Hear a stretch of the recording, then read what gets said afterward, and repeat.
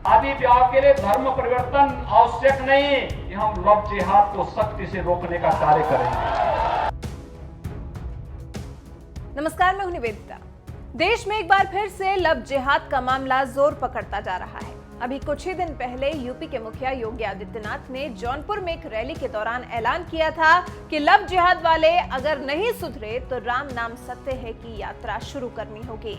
और अब मध्य प्रदेश के सांसद अनिल फिरोजिया ने भी लव जिहाद का मुद्दा उठाते हुए सीधे गृह मंत्री अमित शाह को चिट्ठी लिख दी है और मांग की है कि इस मुद्दे पर कानून बनाया जाना चाहिए। यूपी हो, एमपी हो या फिर हरियाणा, इन राज्यों में इधर बीच लव जिहाद के कई मामले सामने आए हैं। यूपी में तो योगी सरकार ने लव जिहाद के बढ़ते मामलों की जांच के लिए एसआईटी का भी गठन किया हुआ है। तो वहीं शनिवार को जौनपुर रैली में सीएम योगी ने इसे चुनावी मुद्दा बनाते हुए कह दिया, छद्मवेश में बहन बेटियों की इज्जत के साथ खिलवाड़ करने वाले अगर नहीं सुधरे तो राम नाम सत्य है की यात्रा अब निकलने वाली है। कल पर इलाहाबाद हाई कोर्ट ने एक आदेश दिया है कि धर्म परिवर्तन के लिए शादी ब्याह के लिए धर्म परिवर्तन आवश्यक नहीं किया जाना चाहिए, इसको मान्यता नहीं मिलनी चाहिए। और इसलिए सरकार भी निर्णय ले रही है कि हम लव जिहाद को सख्ती से रोकने का कार्य करेंगे। एक प्रभावी कानून बनाएंगे। छद्मवेश में चोरी छिपे, नाम छुपा करके, स्वरूप छुपा करके जो लोग बहन बेटियों की इज्जत के साथ खिलवाड़ करते हैं, उनको पहले से मेरी चेतावनी, अगर वे सुधरे नहीं तो राम नाम सत्य है की यात्रा अब निकलने वाली है। सीएम योगी ने यूपी से लव जिहाद के खिलाफ कानून बनाने का ऐलान किया, तो इधर मध्य प्रदेश के उज्जैन से बीजेपी सांसद अनिल फिरोजिया ने भी लव जिहाद के मुद्दे को हवा देते हुए गृह मंत्री अमित शाह को पत्र लिख दिया और मांग कर दी है कि लव जिहाद के खिलाफ कानून बनाया जाए। अमित शाह को लिखे पत्र में सांसद अनिल फिरोजिया ने कहा, देश में आए दिन लव जिहाद जैसे मामले सुनने को मिल रहे हैं। अभी हाल ही में मध्य प्रदेश की राजधानी भोपाल से एक लव जिहाद का मामला सामने आया, जहां पर एक मुस्लिम लड़के ने अपना नाम बदलकर हिंदू लड़की से शादी की और बाद में उसके बाद 5 साल से लड़की को धर्म परिवर्तन करने के लिए प्रताड़ित किया। इस तरह के मामले मध्य प्रदेश, उत्तर प्रदेश, राजस्थान, हरियाणा, दिल्ली, महाराष्ट्र आदि प्रदेशों में आए दिन नजर आ रहे हैं। लव जिहाद पर बहुत सारी प्रदेश सरकारें अपने राज्य में कानून बनाने की सोच रही हैं। इस मामले में मेरा आपसे अनुरोध है कि लव जिहाद जैसी हरकतों को देखते हुए जल्द से जल्द संसद में कठोर कानून बनाया जाए, जिससे कोई भी व्यक्ति इस घिनौनी हरकत को न करे। बीजेपी की तरफ से बिहार में भी लव जिहाद का मुद्दा खूब उठाया जा रहा है। खुद केंद्रीय मंत्री गिरिराज सिंह ने कहा कि अगर बिहार में एनडीए की सरकार बनती है तो वो निजी तौर पर एनडीए सरकार को लव जिहाद जैसा कानून बनाने के लिए नीतीश सरकार पर दबाव बनाएंगे। शादी के लिए धर्म बदलना जरूरी नहीं। देश में छाए लव जिहाद के मुद्दे के बीच इलाहाबाद हाई कोर्ट का भी एक बड़ा फैसला सामने आया है, जो कहीं ना कहीं लव जिहाद से जुड़ा हुआ है।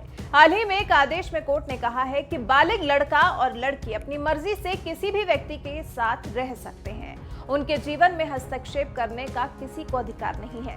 हालांकि संविधान हर व्यक्ति को अपनी पसंद का धर्म अपनाने का अधिकार देता है, लेकिन महज शादी के लिए धर्म परिवर्तन किया जा रहा है। विशेष विवाह अधिनियम के तहत बिना धर्म बदले विपरीत धर्म को मानने वाले शादी करके वैवाहिक जीवन बिता सकते हैं। ये कानून सभी धर्म पर लागू है। इसके बावजूद लोग शादी करने के लिए धर्म परिवर्तन कर रहे हैं, जो कि ठीक नहीं है। बड़ी गति से आगे बढ़ते हुए दिखाई दे रहे हैं। एक एक कार्यक्रम, नित्य नए आयोजनों को आगे बढ़ाते हुए हमारी सहानुभूति एक गरीब के प्रति है, किसान के प्रति है, नौजवान के प्रति है, महिलाओं के प्रति है, समाज के प्रत्येक तबके के प्रति है। हमारी सहानुभूति का आधार कोई अपराधी, कोई माफिया, कोई गुंडा नहीं हो सकता है। लेकिन समाजवादी पार्टी की सोच क्या है? आपने 3 दिन पहले समाजवादी पार्टी के राष्ट्रीय अध्यक्ष का एक वक्तव्य सुना होगा। आपने देखा होगा जो गुंडे, जो अपराधी, जो माफिया प्रदेश के अंदर गरीबों और व्यापारियों की संपत्ति को कब्जा करके अपनी हवेलियां खड़ी करते थे, इस समय कितनी मजबूती के साथ उनकी छाती पर शासन का बुलडोजर चल रहा है। तो आप देख ही रहे होंगे, रोज नई नई बातें आपको किस्से कहानी सुनने को मिल रही होंगी। और लेकिन भाइयों बहनों, आपने देखा होगा जब ये कार्य हो रहा है तो किसान को अच्छा लग रहा है, नौजवान को अच्छा लग रहा है, हमारी माताओं को, बहनों को अच्छा लग रहा है, प्रदेश का व्यापारी खुश है, लेकिन समाजवादी पार्टी को पीड़ा हो रही है कि ये माफियाओं के ऊपर ये सब कार्रवाई क्यों हो रही है। यानी उनकी सहानुभूति गांव के लिए नहीं, किसान के लिए नहीं, नौजवान के लिए नहीं, महिलाओं के लिए नहीं, समाज के विभिन्न तबके के लिए नहीं, उनकी सहानुभूति माफियाओं के प्रति है। और माफियाओं के प्रति सहानुभूति रखने वाली समाजवादी पार्टी को क्या हमारा वोट जाना चाहिए? क्या मैं आपसे पूछना चाहता हूं, क्या हमें वोट देना चाहिए? आपसे पूछता हूं, क्या हमें वोट देना चाहिए? तो फिर सरकार ने अपनी योजनाओं का आधार जाति को तो नहीं बनाया। हमने जाति के नाम पर वोट नहीं, जाति के नाम पर कोई योजना नहीं दी। हमने तो कहा सबका साथ, सबका विकास। जब सबका साथ और सबके विकास का कार्य है तो भाइयों बहनों, वोट भी सबका भारतीय जनता पार्टी को पड़ना चाहिए। यही अपील करने के लिए आज मैं आपके बीच यहां पर उपस्थित हुआ हूं। लोकसभा चुनाव में जब मैं आया था तब लोग मुझसे एक बात को कहते थे कि योगी जी, आप लोग कहते हैं कि रामलला हम आएंगे, मंदिर वहीं बनाएंगे, लेकिन कितने दिन हो गए, क्या आप तारीख भी बताएंगे?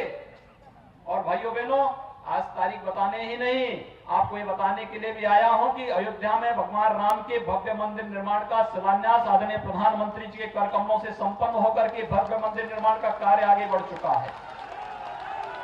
कोई हम पर वायदा खिलाफी का आरोप नहीं लगा सकता है, कोई नहीं लगा सकता है। हमने जो कहा वो करके दिखाया है, जो कहा था वो करके दिखाया है। और ये भी कहने के लिए आए हैं, कल इलाहाबाद हाईकोर्ट ने एक आदेश दिया है कि धर्म परिवर्तन के लिए, शादी ब्याह के लिए धर्म परिवर्तन आवश्यक नहीं किया जाना चाहिए, इसको मान्यता नहीं मिलनी चाहिए। और इसलिए सरकार भी निर्णय ले रही है कि हम लव जिहाद को सख्ती से रोकने का कार्य करेंगे। एक प्रभावी कानून बनाएंगे। छद्मवेश में चोरी छुपे, नाम छुपा करके, स्वरूप छुपा करके जो लोग बहन बेटियों की इज्जत के साथ खिलवाड़ करते हैं, उनको पहले से मेरी चेतावनी, अगर वे सुधरे नहीं तो राम नाम सत्य है की यात्रा अब निकलने वाली है। भाइयों बहनों, हम लोग मिशन शक्ति के कार्यक्रम को इसीलिए चला रहे हैं। मिशन शक्ति के कार्यक्रम का मतलब ये है कि हम हर बेटी को, हर बहन को सुरक्षा की गारंटी देंगे, लेकिन उस सब के बावजूद अगर किसी ने दुस्साहस किया तो ऑपरेशन शक्ति अब तैयार है। और ऑपरेशन शक्ति का उद्देश्य ही है कि हम लोग हर हाल में उनकी सुरक्षा करेंगे, बहन और बेटियों की सुरक्षा और उनके सम्मान की रक्षा करेंगे। और इसी दिशा ऑपरेशन शक्ति के इस कार्यक्रम को आगे बढ़ाने के साथ जो हम चल रहे हैं, न्यायालय के आदेश का भी पालन होगा और बहन बेटियों का भी सम्मान होगा। आज के इस अवसर पर भाइयों बहनों, इसीलिए एक गरीब किसान नौजवान के बेटे को यहां पर भारतीय जनता पार्टी ने अपने प्रत्याशी के रूप में आपके बीच उतारा है। मनोज कुमार सिंह जी एक छात्र नेता रहे हैं, सीधे साधे, जनता से जुड़े हुए, किसानों से जुड़े हुए, नौजवानों से जुड़े हुए, निस्वार्थ भाव के साथ जनता के हितों के लिए कार्य करने वाले। और मैं मौलानी विधानसभा क्षेत्र की जनता से इस बारे में अपील करूंगा, जनता के हित के लिए ईमानदारी से कार्य करने वाले लोगों को समर्थन मिलना ही चाहिए। और ये जनता की पीड़ा को जानते हैं, किसानों की पीड़ा को जानते हैं, नौजवानों की पीड़ा को जानते हैं। और नौजवानों और किसानों की पीड़ा के साथ आपके साथ सहभागी बनने के लिए जितनी भारी संख्या में आप लोग यहां पर आए हैं, आप सबसे मेरी अपील है, याद रखना, भारतीय जनता पार्टी वो पार्टी है जिसमें बूथ का एक कार्यकर्ता विधायक भी बन सकता है, सांसद भी बन सकता है, प्रदेश अध्यक्ष भी बन सकता है, मुख्यमंत्री भी बन सकता है, राष्ट्रीय अध्यक्ष भी बन सकता है और प्रधानमंत्री भी बन सकता है। ये केवल भारतीय जनता पार्टी में संभव है, अन्य दलों में नहीं। अन्य दलों में क्या कांग्रेस में संभव है कि वहां का अध्यक्ष कोई बाहरी व्यक्ति बन जाएगा? क्या समाजवादी पार्टी में संभव है? और इसलिए टिकट भी एक सामान्य कार्यकर्ता को, आपके बीच के कार्यकर्ता को भारतीय जनता पार्टी ने दिया है।